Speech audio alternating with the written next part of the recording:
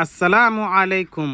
তো সকলে কেমন আছেন বন্ধুরা? আমরা নিউজে শুনলাম যে আমাদের ইন্ডিয়ান রুপিসের মান কমে গিয়েছে, তাই আমি আর কি গুগলে সার্চ করলাম ইন্ডিয়ান $1 ইন ইন্ডিয়ান রুপিস। তাহলে আমাদেরকে এই বেসিক ডিটেলসটা দিচ্ছি, আমি একটু এক্সপ্লেইন করি যে আমাদের 5 ডিসেম্বর 2020-তে আমাদের $1 সমান ছিল টাকা 73 টাকা 79 পয়সা।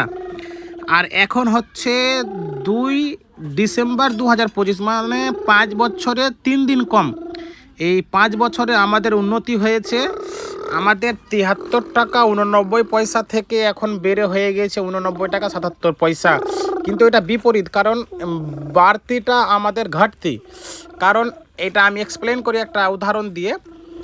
একটা বিস্কুটের প্যাকেট যদি 5 টাকা হয় আর সেটা এখন যদি বেড়ে 7 টাকা হয়ে যায়, তাহলে আমরা বাজারে কিনতে গেলে যে পয়সা বেশি লাগে, সেরকম একটা ডলারের সমান আমাদের টাকা 5 বছর আগে ছিল 73 টাকা দিয়ে একটা ডলার পাওয়া যেত।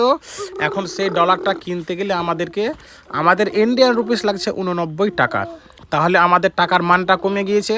অনেকেই ভাববে যে আগে $1 সমান 73 টাকা পাচ্ছিলাম, এখন $1 সমান 89 টাকা পাচ্ছি, তো এটা তো সবচাইতে বেশি ভালো। কিন্তু এটা ভালো না, মানে এটা উল্টা হয়ে গেল। কারণ তুমি ইউনাইটেড স্টেটে গিয়ে যদি কোনো একটা সামান $1 দাম হয়, তাহলে আগে তোমাকে 73 টাকা 79 পয়সা দিতে হতো, আর এখন সেই $1 সামানটা কিনতে গেলে তোমাকে এখন 89 টাকা 77 পয়সা লাগবে।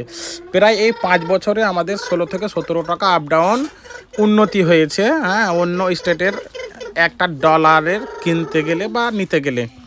তাহলে এটা সম্ভব কবে? যখন আমাদের আবদারিত প্রধানমন্ত্রী থাকবে তবেই, না তো আগে। এটা 5 বছরের বেসিক ডিটেলস দিলাম, এর আগের ডিটেলস দেখতে গেলে আরও হয়তো ছিল। আমি এটা নিউজে শুনলাম, তার কারণে এই ভিডিওটা বানালাম যে আমাদের ইন্ডিয়ান রুপিস ইন ডলার মানে কত টাকা আপ ডাউন হয়েছে এই গত 5 বছরে। তো আমাকে গুগলে এটা দিলে আপনারাও চেক করতে পারবেন।